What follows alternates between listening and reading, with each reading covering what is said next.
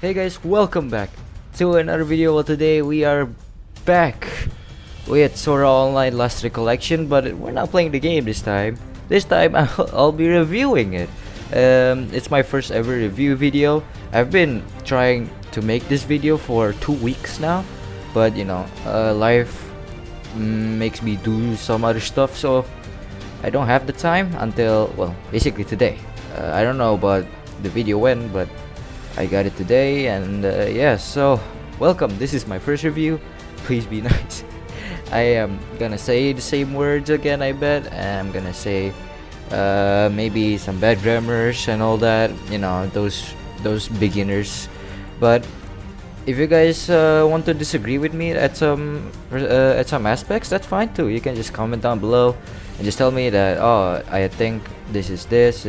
People are fine with their opinions, and this is my opinion on the game.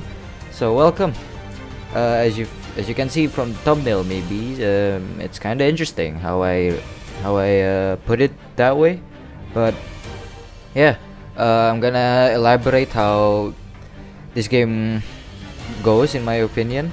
I'm gonna elaborate the good things, and I'm gonna elaborate the bad things, and the things that needs to be done and things that need to be gone. So yeah. Okay, there will be a few parts in this video, which is gameplay, combat, features, graphics, story, music, and conclusion. The time-lapse will be under in my description, and if you want to check which one's which one you want to watch, which one you want to hear, you can check on the description, or you can check down there on the red line thing. I don't know what you call it, but yeah. So to begin with, let's talk about Licorice first. I was really disappointed by Alicization Licorice, but then I was pretty optimistic with Last Recollection since it was written by Kana Akatsuki. I love Kana Akatsuki. She writes pretty good stories and all that, so I have a feeling that this might be a good SAO game, since it'll be the same gameplay as Licorice, but I have faith with the story. That's why I kind of give it the benefit of the doubt that maybe this game might be good, So yeah, but after 98 hours of playtime, I can confidently say that this is my favorite SAO game, by far. Not in a way that you think it is though, but no matter how much I like it, I still feel really extremely disappointed. So let's go to our first topic, which is the gameplay combat. The combat is the same as Licorice with some minor tweaks, like how they add the switch button and probably what players will always press other than the attack button, the ine or the like button. Let's talk about these two first because I have some opinions on this ones. First off, the switch button. The switch button work as a switch button. I guess if you use this, there are chances where you can stun the enemies. Sometimes you might not be lucky enough to stun them, but I have to be honest, I almost never use the switch button before I finish the story. I only use it at the first time, since it's a cool new feature and all that, and see how it goes, but it became kinda useless after that. But after you beat the game, you can fight like Divine Beast, you can play on the shrines. In Licorice, the shrines are called raids. So if you guys go like fight the Divine Beast or shrines, they have hard bosses, right? Those are where you might struggle, even on easy mode for some reason. But it's also where the switch button came to use as well. When the enemy starts to do an attack where you might not be able to dodge or block, you can use the switch button to stun them for a few seconds. Granted, the switch button also has a cooldown for a few seconds, so once the stun effect is done, the enemy can do the same move again. And maybe this time you have the chance to block or dodge. I think the switch button is unnecessary at first, but it came in handy after you beat the game, since the enemies are much harder. So I think it's a good addition, but I really hope that we can use it a lot more rather than just doing that. But I also want to mention that maybe you can stun the enemies when you're basically on par or close with the enemy's level or above. If you're way down level, basically under level, for example, maybe 10 level below with the enemies, maybe, I don't really know, the stun wouldn't work from the switch. So Yeah, I'm just gonna point that out. Alright, next up we have the nice button, or the like button, or the ine button. To be honest, I'm gonna say it right now. I don't like this one at all. The nice button is used to increase the ally skill, the ally gauge, you know. When a certain ally does a tactical art when fighting an enemy, this button is probably pressed a lot, if not as many times as you hit the attack button. I personally don't like this at all. I would rather be using the switch button to increase the gauge. It makes sense in a way where you work together with the ally instead of just using nice with a thumbs up. I know this is a common in the SAO game series, but this is definitely not needed. One thing I know for sure is that the like button was also in Licorice, but it was not used that much. No, it was barely used. I don't even know that thing exists. So yeah, I don't really like this system because it just isn't fun. I can't say a lot more, but I mean, no, I cannot say a lot more. I think that's about it because it's just pretty meh. So far, that's the two button that I find okay, I guess. The like button was pretty meh. And then the attack, the attack are the same as Licorice, but the difference is obviously the increasing speed, which really helps, and it was really fun. One thing I feel from that though, the downside is the impactful. The impact, I mean, it's not as impactful as Licorice. So when you hit the enemies, it doesn't feel like you hit the enemy hard. It feels like you're just swinging a paper on an air, like, it doesn't feel as much. But I kind of like it. It's fine. And also, the removal of missing an attack from Licorice is a huge plus as well. Like, yeah, well, in Licorice, when you're underleveled by, I don't know, a few or a lot, even when you're above the enemy, if the enemy's hard, sometimes you can miss for some reason. That's why in Licorice, sometimes you need a lot of accuracy just to hit the enemies. It doesn't matter if the damage is small, as long as you hit the enemies, you hit the enemy. If you don't, you deal 0, you deal nothing, which is suck. That's the only big minus for me in Licorice, so I'm so glad that they remove it here. Now you don't need extreme amount of accuracy. There's no accuracy in this game as well, I think. Yeah. Now moving on skills. Skills are pretty much the same as well, I think. Yeah, they're pretty much the same. I wouldn't say as much. Maybe the skill connect is a bit different. There is this auto skill. I don't know what do you call it, but basically if you spam square and just keep comboing, usually after you finish doing the attack combos, it will deal like a auto skill thing. Depends on which one you use. After that, well, that's it. In Licorice, you do only one skill after like your combo. In this one, you do 3 skill, but it does not connect as a skill connect, so it doesn't really help in a way.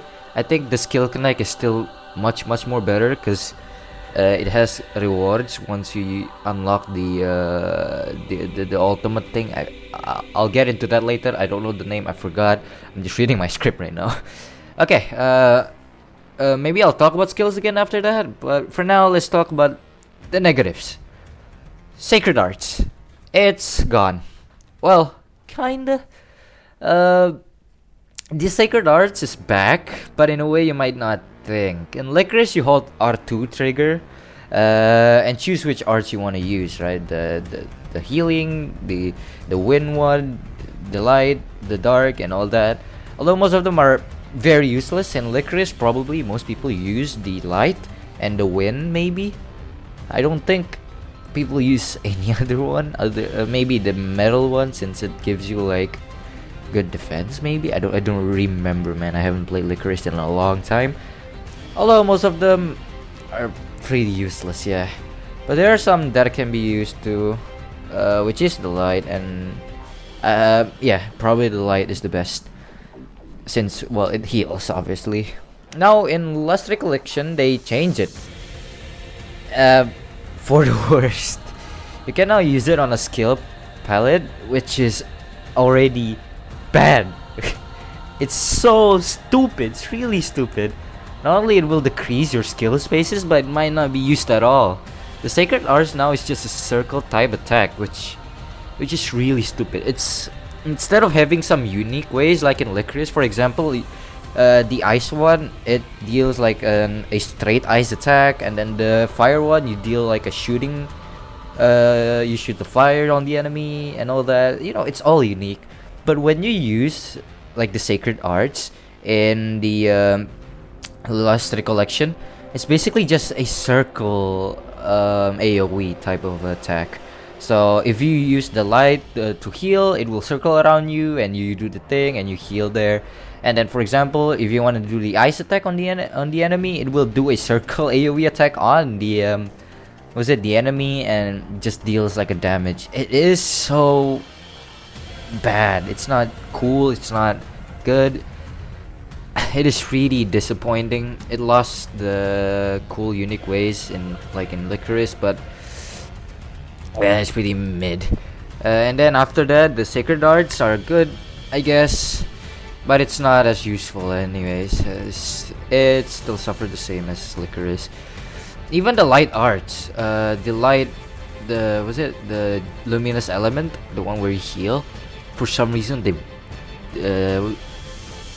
nerfed it so hard in Lost Recollection, in my opinion, that even with level 3 Luminous, you don't heal that much. I don't know why they decided to make it like this, but whatever, man. It is already really bad anyway. And then we have a replacement for the R2 trigger as well. If you're not... no, actually, yeah. Yeah. I thought that the R2 trigger... in Last Recollection is the power seal thing. I thought that it will only affect on away from combat, but it's apparently on combat as well, as far as I remember. This is totally useless, man. It makes me so mad that this exists. You don't even use this in combat at all, man. In outside combat, it's also useless. There are not much instances where you need it to use it. Maybe in the shrines, like in the Furnace Shrine, there's like a pipe, and you can't go past it, right? You have to use the power seal. Maybe use spiral, and then it will go, rearrange, and you can pass. That's it. This is the worst one yet, because it is so extremely useless, and it shouldn't be here at all. Maybe there's some lore or something. I don't know. I don't really get it, but I just don't like it a lot, man. It is so bad.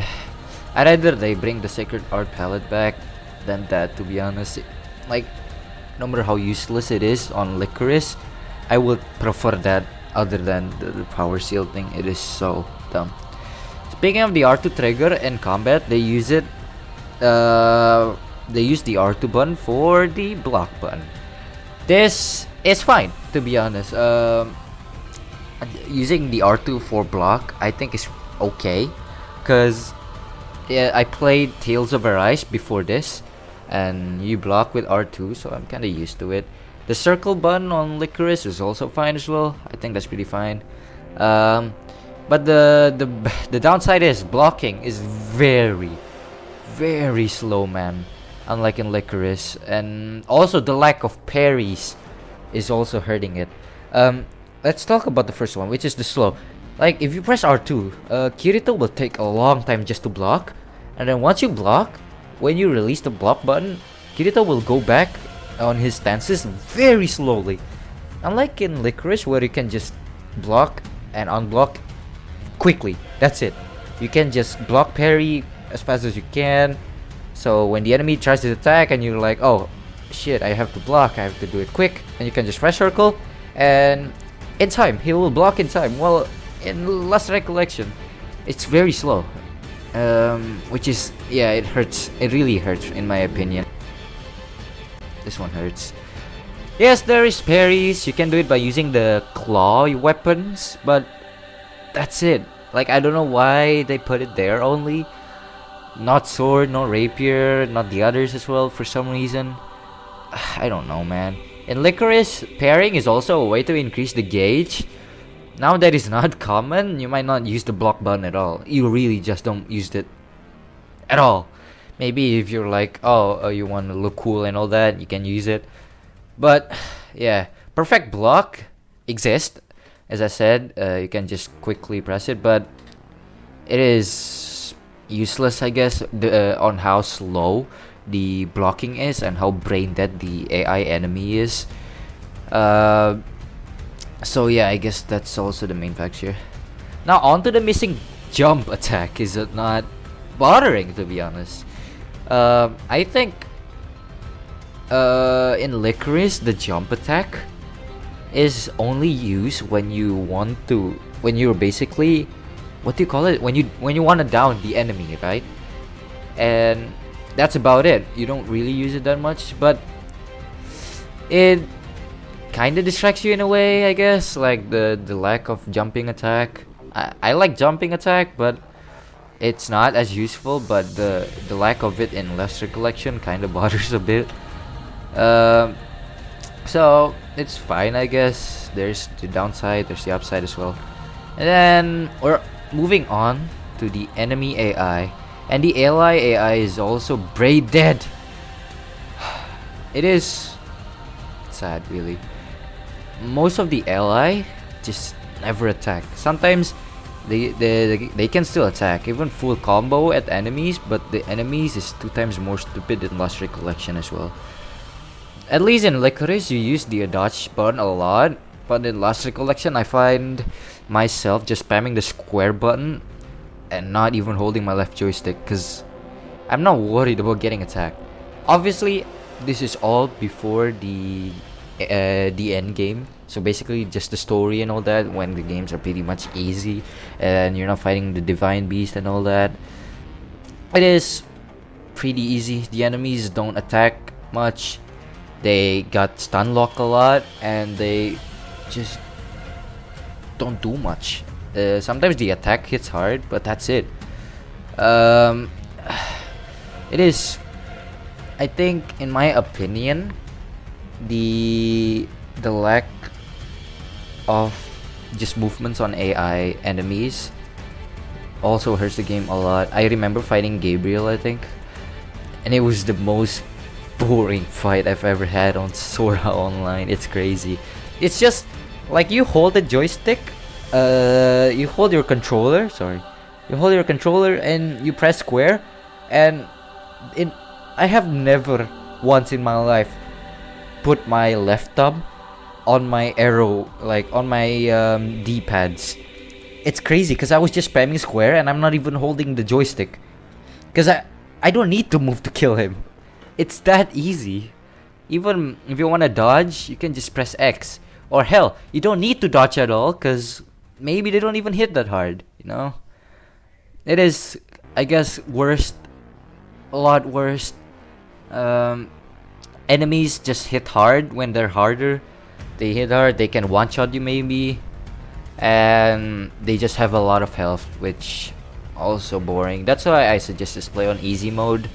But if you wanna play the game content after ending the game, I suggest just play hard, because maybe you need to level up to fight the harder enemies after that. So yeah. Then on to next, we lost the duel battle. The duel battle was so cool in Licorice. I don't know why why it's gone. I was hoping we have a duel battle with Gabriel, because that would be so cool. Like I was, imagining on the anime and all that. So yeah, I wanted to do that. I want to do the parries. I want to do the one where they clash swords and you just spam square for you not to get stunned. That's pretty cool, man.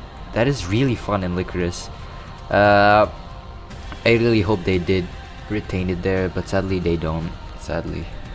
Another negatives is the tactical art command. I think they're pretty useless here. It is basically the same as Licorice, but a lot more simplified.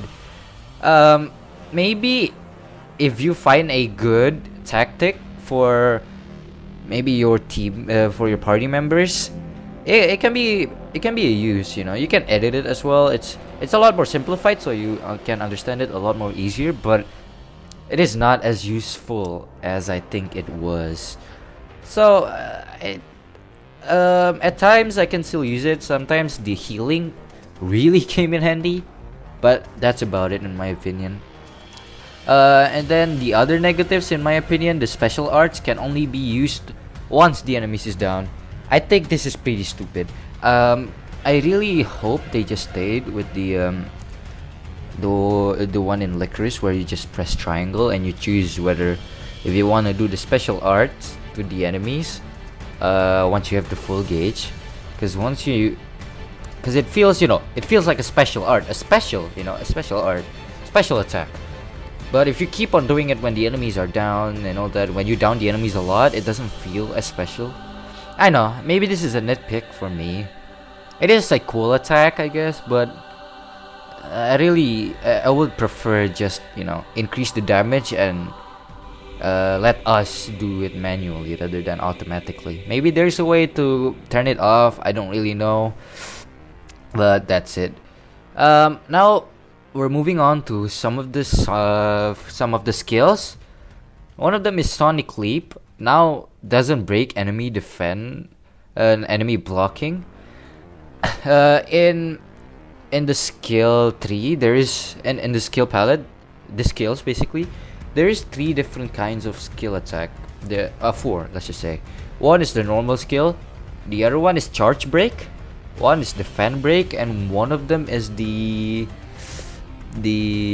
projectile break, I think. So the charge break is where it will show like an indicator on the enemy, or like a circle purple thing. Once it showed, you use the charge attack, you strike it on the circle, and then once you did, you can basically stun the enemies for a while. Same goes for the defend and the projectile. It is really useful. It is really fun to do when you can master it already, when you know how to do it. It's really fun. But when Sonic Leap in Licorice breaks the block for the enemies, and it doesn't now, it really is jarring. But I use the katana anyway, so it doesn't really bother anyway. The biggest part for me that is a really huge annoyance, is the enemy's health. Dude, oh man, I think it's fine for the story wise, and easy mode is fine. But once you finish the game and you want to do the divine beast and the shrines, you see that 40 million health. Dude, that sucks. Unless you have a really good weapon that deals a lot of damage and a good party that also helps you, it should be fine. But man, it is so annoying. I remember fighting this dinosaur, and I was like nearly an hour. I didn't beat him yet. And then I have to go outside my house for a bit. Once I went outside, I come back here, and I join it, and I play it again, and it doesn't even fit, and it's not even done until like the next 30 minutes. It is really, really long. I think that's the huge minus in the gameplay combat for me. The AIs are stupid, but at least at least it's stupid. If it's not stupid and it has that much health, oh boy, you're gonna have a hard time. Okay, that's it for the gameplay combat. It's fast. I might seem like I'm reading the script, because I am reading the script, so it's not like I'm saying it right now. Might be missing some things as well, like quite a lot maybe. So I will try to comment down on the video later on once I realize which one I'm missing. Okay, now last but not least, we have the awakening system. There you go. I mentioned it earlier. I'm talking about it now. It is like an ultimate for each weapon. They're unique in their own ways. Sometimes in katana, for example, the awakening basically increase your attack percentage and your speed. I think, I don't remember, but I barely use it. In order for you to increase the gauge, you have to do a continuous skill connect. Just keep on spamming skill connect. At least it's better than just spamming square. But in last recollection, the thing is, we already have auto skill connect. Not skill connect per se, it's just an auto skill where you just spam square and do a full combo. and then it lets and it will automatically do a 3 skill combo for you as well, which is also pretty lazy, I guess. Now I play the game just spamming square, not using the skill connect, because why do I bother? But it doesn't count as a skill connect, so you might want to do the manually way. And also filling the gauge took a long time, man. You have to keep actually just use the skill connect until it was full. It is actually just very long, and once you use it, it ran out so fast. Maybe there's a skill where, or like maybe a passive skill where it slows down, but man, it is not worth it once you have it. So yeah, up next we have features.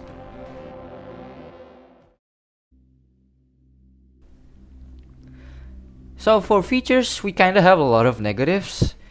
And it's not nice, really. We are now in the features section of the video. Let's talk about the ones that we have. The shops is useless in the game now. I barely even open it. Buying weapons in this game, in the shop now, is very useless now, because usually they give you a weaker weapon or it's just useless. Even buying healing items is sometimes not be done at all.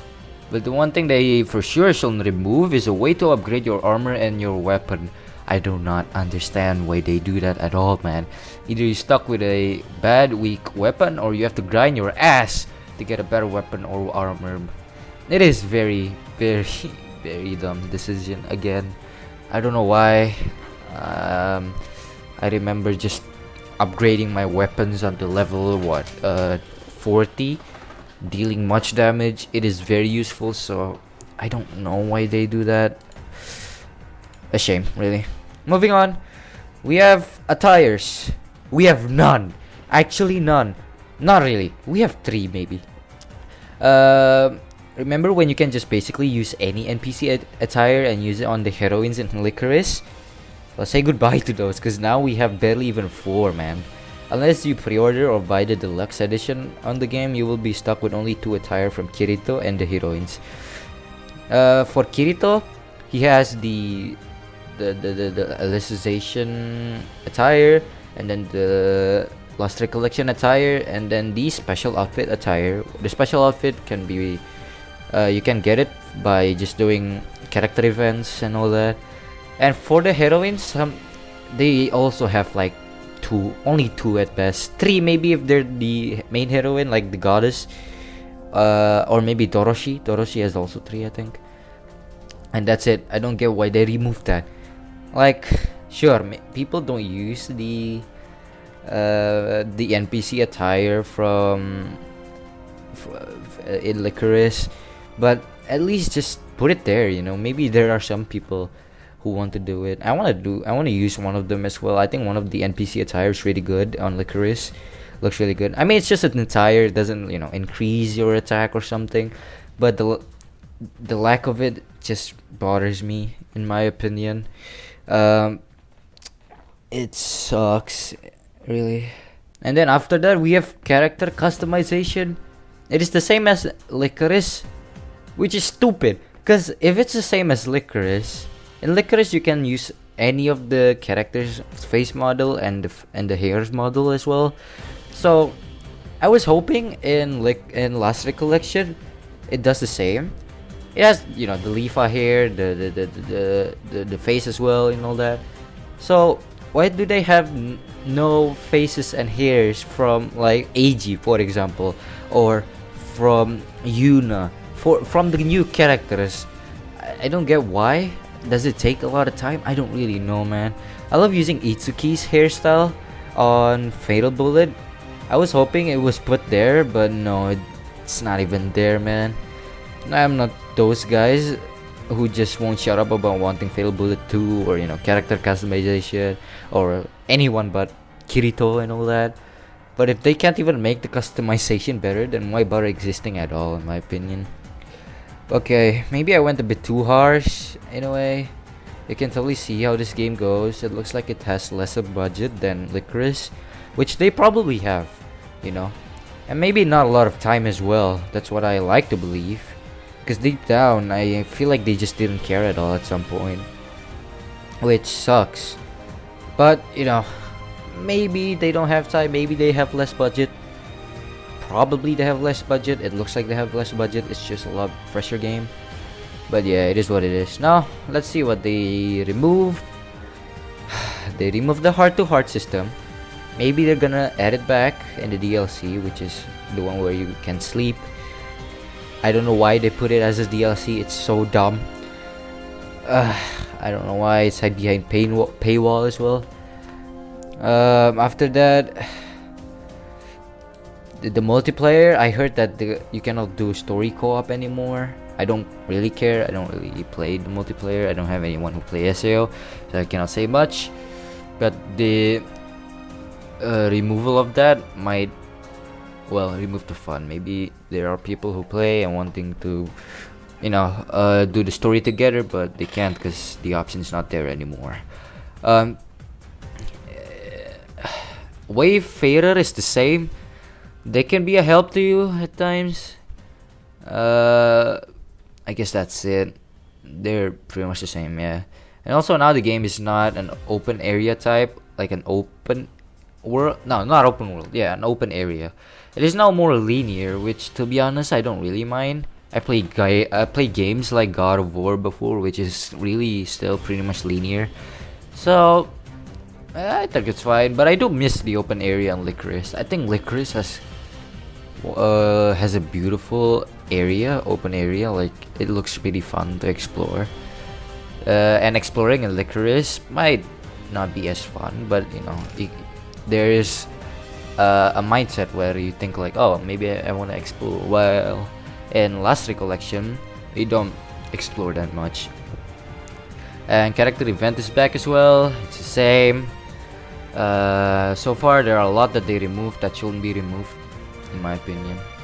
Okay, that's it for the features. We don't say a lot of much, but it's not a lot of goods. Moving on, we have graphics. Graphics, I won't say much about this, but I'll give it some words. First of all, I don't really care about graphics when it comes to anime games like this. Well, but I want to point out on how it looks in Last Recollection. People say it's a downgrade from Licorice, in which case I can see. But the game is is optimized very well, and it runs smoothly to the point that I don't really care at all. I think that it's also really important, as the load time is also a lot quicker than Licorice, even in PS4. I remember Licorice trying to plat the game. I remember there's this flower where if you sell it, you get money. There's this flower where if you grab it, you would move to a different area and go back, it will respawn. So I have to grab a lot of flower to sell it to get the money and get the achievement. And in order to do that, I have to go back and forth with the area. And dude, just going to another area, sometimes it took around 40-50 seconds, maybe 1 minute. It is so long, man. It's crazy how long it is. So yeah, it's really nice that it's not long here. In this topic, I would like to talk about the cutscene as well. They're a lot better than Licorice in a way, I guess. The in-game cutscenes, let's just say, are a lot better, where they just talk with each other, the body moving and all that. And well, in Licorice, it feels like they're just mannequins. They just move their heads and they do it emotes, and that's it. I think that's pretty lame. So in here, it's pretty much the same, but it feels like they're alive in a way, rather than just being a mechanic. Yeah, the mechanic. Whatever. And the one side that I think why this has less budget is the cutscene, the movie cutscene or the cool cutscene. In Licorice, I think they use motion capture, right? That's why they're one of like most of the cutscene, the cool cutscenes. You can see they move like an actual human. It looks really cool, and I think they use motion capture and obviously bigger budget. But And here they don't have any of that. Most of them are just like, I guess you animated yourself. I don't really understand the words of it, but you don't use humans to do the animation, which is fine. I guess they don't have that much budget anyway, and probably not much time.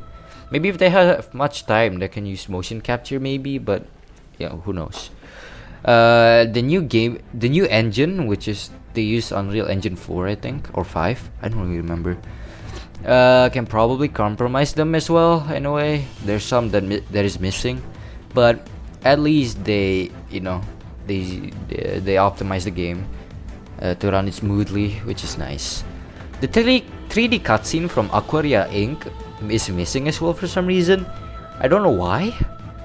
It's jarring. The only movie cutscene in this game is the opening. That's it. And Licorice, there's like 6. And all of them looks amazing. So yeah, again, this all comes down maybe with less budget and all that.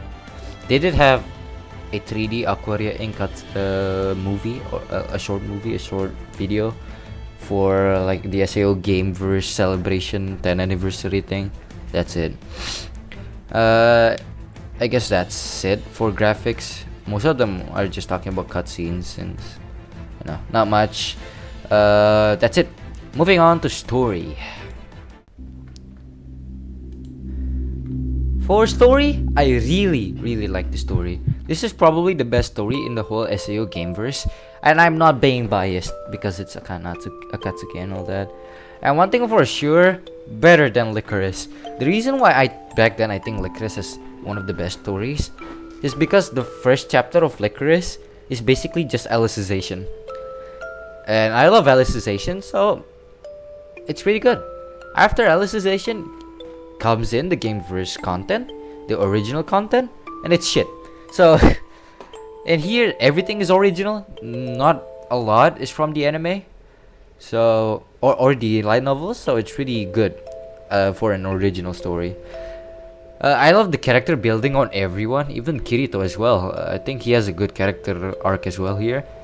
The story is obviously the continuation of Alicization, but now that Kirito didn't suffer a coma and Yuji didn't oof himself, spoiler himself. Too late, anyways. The story will be different, and it starts in a way that shows it. We are introduced to yet another new character, new heroine. Her name is Doroshi, and her smaller friend Sarai. Already, I love Dorothy's soft and sweet personality. It is really cute, really sweet. Unlike a certain Medina, but the reason why I still like Medina is because I like that type of woman. So, yeah, she's not well written in any way. But, as for Dorothy, she is well written in my opinion. First of all, already like the character, very fast. Like the way she talks, her personality and all that. Sarai as well. Sarai not as much as Doroshi maybe, but Doroshi just stole the spotlight, man. She's the best character in the whole game. She's very well written. I will be surprised if you don't even like her. So yeah. And then after that, we got introduced to Kainan, which is a merchant that is also a friend of Doroshi. His personality is more to a comic relief type. He's also serious in the game as well at times. He's also likable.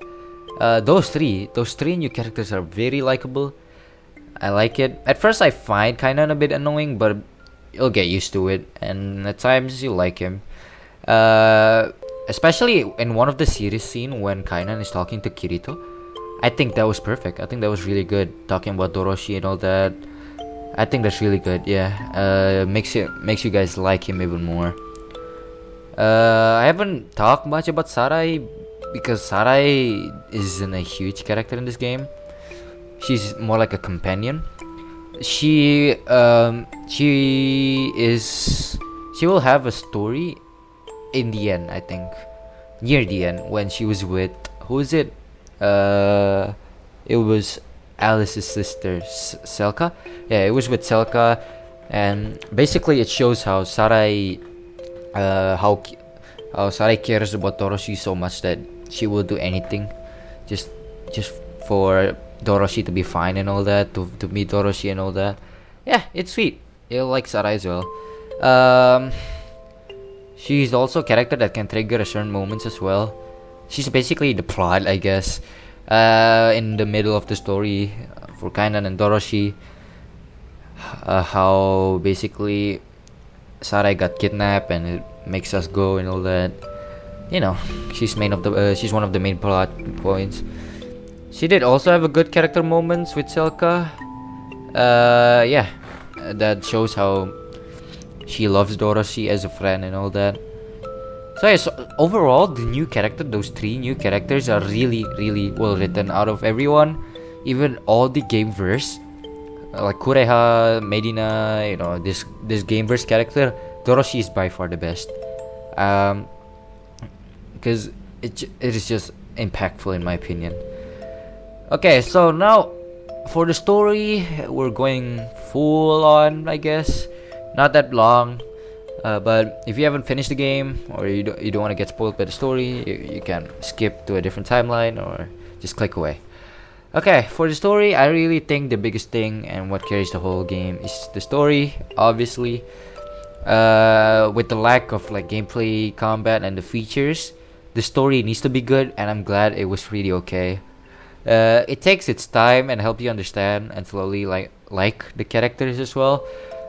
I got immersed by the story when they show how Doroshi really is, and the journey on stopping the conflict between the human realm and the dark territory is also really, really well done. Something we never see in the light novels or in the anime, obviously. Everything is going pretty well until, well, Gabriel and Vasago arrive in the underworld. Same as the novel and the anime, Gabriel came here to get Alice and use her AI for military stuff in real life and all that. The story is pretty much the same after that. The difference is everyone's alive, some cute and wholesome character moments. And about everyone's alive thing, I lied. Kainan's dead, guys. What the hell? I watched GamerTurk's video, and he was predicting that Kainan's gonna die. And after that, I was like, I guess I can see that. And he actually dies. No way. Kainan's death made an impact to both Kirito, Doroshi, maybe not too much with the whole main heroine too. Oh shit! And and not only that, all the main heroines died as well, like Asuna, Lisbeth, and the rest. Everyone died as well there. Obviously, they'll come back with the goddess's account. But as for Kainan, since he's an AI in the underworld, he's forever gone. RIP. Kainan is a good character. He's an okay character, I guess, not too good. But he's not good enough to make me emotional when he dies. The reason why I feel emotional when he dies is because of Doroshi's reaction to it. Since I love Doroshi, so I care about Doroshi, so when Doroshi is sad, I am sad. It made me emotional. Because I care and love Doroshi's character so much that I got invested. I think this is the last game, the last SAO game in the game first, as far as I remember. So, Kana Akatsuki as a writer here is really good to make a emotionally driven story and emotionally driven ending as well, maybe for the game verse, especially with Doroshi. Although the story is nearly the same as the original source, there are some aspects where it changed for the better as well, like how we can get a deeper look at the dark territory, learning everybody, like the ten kings. I forgot what it's called, and its people in there as well. I don't know how to put this as well, but I'll say it anyway. This will be a nitpick, I guess. I hate how the Angel of Death looks so cool in the opening. Like, he looks blue, like the wings, burning flames and all that. It makes me, I really like it. Makes me hyped for the game. The reason why I'm hyped for the game is Gabriel and Gabriel only, because I think he's really cool. But when you see on the original game, it looks like in the anime version, it is really disappointing. I was hoping that at first phase he was like the anime, and then the second phase it was the blue one. But after that he got more humanoid for some like beast mode type thing. I really think the demon type, the one where it's basically just color, dark colors with very bright color, just like an aura and all that, like a visual effect. I think that's really cool. Other than the this looking beast or Gabriel version, I think that's pretty lame in my opinion. I love the anime version of it, but the opening looks a lot better. I wanted to fight that Gabriel instead, but yeah, that's it, I guess. Okay, another nitpick here. I didn't write this on the script. Cardinal is not playable for some reason. We have Selkai and Yuna here, so why isn't she a playable character? Makes me question myself. Makes me question the game, not myself. I remember in Licorice when Cardinal was playable, she has the best healing. She has the best speed on like the Sacred Art. Just to get to level 3 doesn't take a long while. So if you want a good healer, she's a good one.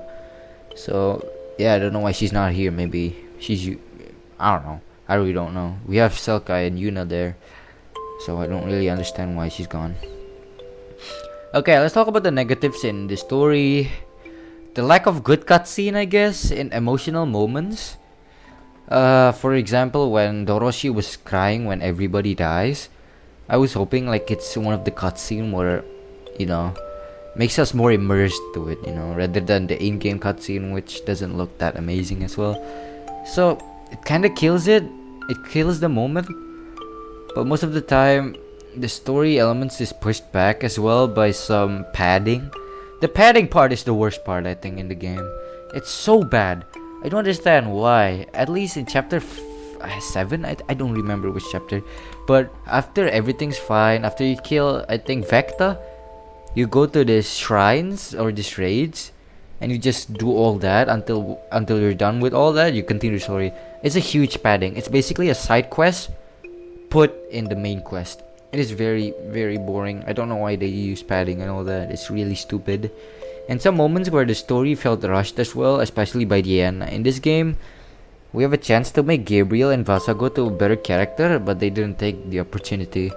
We kinda see a lot more Gabriel and Vasago as well.